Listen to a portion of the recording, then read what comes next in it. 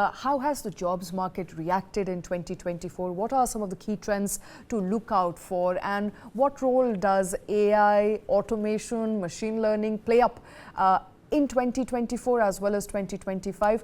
To talk about all of that, joining me on the show is Kartik Narayan. He's the CEO staffing TeamLease Services. Kartik, thank you very much for taking time out. Let me quickly begin by first question first, and that is, what are some of the staffing and hiring trends that you have observed throughout 2024? Yeah, so I think some of the trends that we have seen overwhelmingly, especially this last year, is aided by the fact that post-COVID, I think a number of transformations are taking place across the globe. Right, one is business transformation, different business cycles which are coming through largely because of changing technology.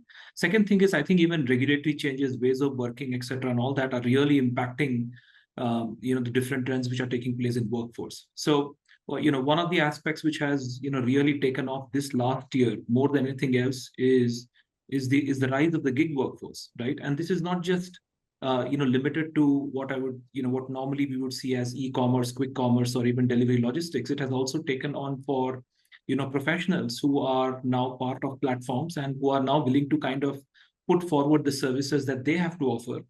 Because of personal and professional flexibility that offers them. So clearly there is a rise now, which is a significant trend of gig workforce, both in urban settings and also in in the delivery and the logistics segment. So that's one thing that we are clearly seeing which is taking place. I think the other thing which we also see in place is because of the rise of technology, I think specific skill sets which are coming into play. Right, earlier, and especially, but I would say in IT services, there used to be a lot of back office development work which India was known for.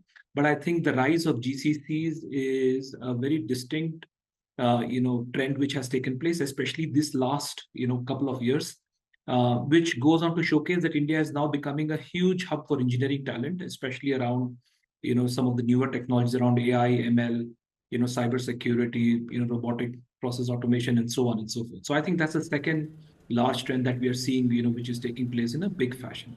Right. There are a whole lot of micro trends, which are taking place, which I believe is going to significantly multiply, going into next year.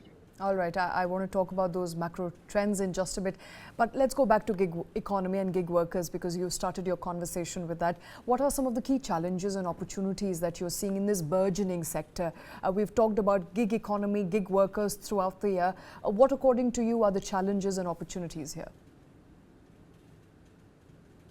So the gig economy specifically, I think it's good for us to understand saying what are the drivers, of gig economy, and how has it really kind of come about to be, and especially in India, why and how is it growing so fast? I think the number one thing is the fact is, in some way, the telecom revolution which has taken place over the last 2-3 years has significantly aided, especially cheap telecom, has significantly aided the penetration of, generally, I would say telecom services, and more importantly, smartphone services. They're expected to be close to 1 billion users and close to 650 million smartphone users, which means that now there is an opportunity and possibility to assign a task to anybody. So I think that's one aspect of it. Second, obviously, ease of doing work is continuously being focused and worked upon by the government. So I think whatever ease of regulations taking place is also, I think, aiding, as well. And third, of course, in the rise of some of the new age businesses around quick commerce, e-commerce, etc., and all has given this particular huge opportunity to kind of develop over a period of years. As we speak, our understanding is 17, 18. The gig workforce used to be hardly about 7 odd million. The expectation is easily 50-20% CAGR, and by 2030, this workforce is expected to go up till about 25 to 30 million. Right, 2.5 to 3 million. Right, so that's a huge jump, which is taking place. And I think some of it is at the lower end of the spectrum. Some of it is work, which is coming about because of the nature of work in some of these delivery and logistics that I spoke about. And in many other cases, it's really because of choices that individuals are making, especially being able to offer professional services on gig platforms. So I think that's really the trend which is taking place as far as gig workforce is concerned. All right. In fact, one of the conversations of 2024 has been the treatment of gig workers, their protection, their social security, their survival. According to you, Kartik, have you made some strides at all towards formalization of gig economy and the lives of gig workers? What are the challenges that you see as far as, that area is concerned, as far as gig workers and their employee benefit and their employment security is concerned? No, you're right, Shweta. I think the number one challenge as far as gig workforce is concerned, because for a whole lot of people, this is perhaps going to be their, first step into formal workforce in some sense. And hence, it's really important for all stakeholders to ensure saying, not only from a, wages and compensation perspective, but also from a social security perspective, they are treated in a fashion which is consistent, with the law of the land. As we speak, though, there is very little regulation, especially with related to social security around gig workforce. I think a few states have, kind of come up with some sort of a regulation, especially around, social security for, this workforce. But we are largely expecting some of the new labor codes, which has been in the works for some time. Hopefully, if that kind of comes into force, I think there'll be a much larger, stronger regulatory governance around workforce to be protected. Obviously, some of the challenges is a whole lot of these workers are not formalized, and hence there's a very large chance that they will not get the social security. They'll be impacted on possibly healthcare services that some of the other workers who are there in the formalized sector will get, and hence there is a very large chance of them getting exploited. But given the emphasis and focus which is being put upon by different state governments, and there is a healthy debate also which is going on as to how to kind of look upon gig workers. Our anticipation is, along with the new set of labor laws which potentially will get passed, I think there's some sort of a protection which will come even into the gig workforce. Having said that, Shweta, this is not just India situation. I think this is getting debated at the ILO and globally across different countries, because this is just kind of manifested itself over the last 3-4 years, and the size and scale of it has really taken all governments by surprise. Absolutely, taken all governments, everybody by surprise there. Is this a shift? Is this an indication of the shift in the way people want to be employed today, Kartik? So an insight into people behavior. They want to be free. They do not want to be held back. They do not want to be working in an office from 9 to 5. Is this an insight into people behavior? I think there are two aspects of it. Clearly, I think some of the job opportunities which are available at the lower end, and that is the aspect that I called out largely around, logistics, quick commerce, delivery, e-commerce, etc., and all that. I think the nature of the work is such that, it requires, part-time workers to be working. So and for many that would be first-time employment. I wouldn't really, call that choice rather than, individuals, getting into the first workforce with the first available job. I think the choice really is coming across, especially I would say in the professional services part of it, where there are several. When I say professional services, what I would mean is services that individuals are willing to offer, which could be something as simple as an electrician or even a carpenter at the lower end, to, let's say, people who'd want to be consultants for short-term projects, etc., and all that. So what we see now is the rise of platforms which enable some of this to happen across a range of services. One is, again, I think different countries have different trends that we're seeing. I think as far as India is concerned, I think there's a shift which is taking place. To a large extent, I would say there is still a preference for a formal employment, to be working for somebody. But I think a whole lot of people who do have the need to kind of balance their personal and professional life and are also getting adequately paid for the services they're offering, I think this is a welcome choice that many can make and are making as we see. So I would say at the lower end spectrum, I think it's perhaps not as much as a choice. It's really being able to get into the workforce with the available work which is there. But I think to the mid to the higher spectrum, depending on the jobs, including consulting advisory that you might be willing to offer for a shorter duration, I think those are coming up as well. All right. In fact, one of the conversations we've also had is how AI and automation will affect jobs throughout 2024. At the start of 2024, when AI was being introduced, OpenAI, ChatGPT, there was a conversation around opportunities that AI will bring. But the conversation really steered in the direction of how AI is leading to job losses. In your assessment, for people to remain employed, what skills do people need and will need going forward to be AI ready? I think the number one, I think the most important aspect is that it is definitely a lot of skills for which we had individuals probably toiling hard are now getting automated, especially in the knowledge economy, and I would say more specifically in the IT services, right? So, for example, it's our understanding that largely around, testing, which is a key component in, software development, I think AI is going to automate a whole lot of them, right?